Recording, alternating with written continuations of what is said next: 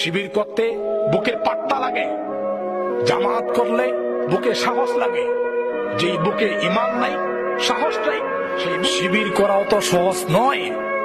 সেদিন এক মাহফিল থেকে আমি আসতেছি, আলোচনার পরে কিছু লোক বলতেছে এই যে শিবিরের বক্তা। আরে বেটা, জানিস শিবির কি? কে বলছে তোমাকে শিবির?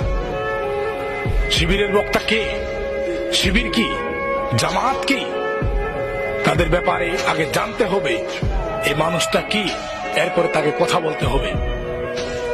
হযরত আবু হানিফা শিবির ছিলেন না, জামাত ছিলেন না, আওয়ামী লীগ ছিলেন না, বিএনপি ছিলেন না, জাতীয় পার্টি ছিলেন না। তারপরেও হযরত আবু হানিফাকে জেলখানার মধ্যে তাকে মেরে সেখানে হত্যা করা হয়েছে, সে শহীদ হয়েছে। আজকে জামাত, শিবির, আওয়ামী লীগ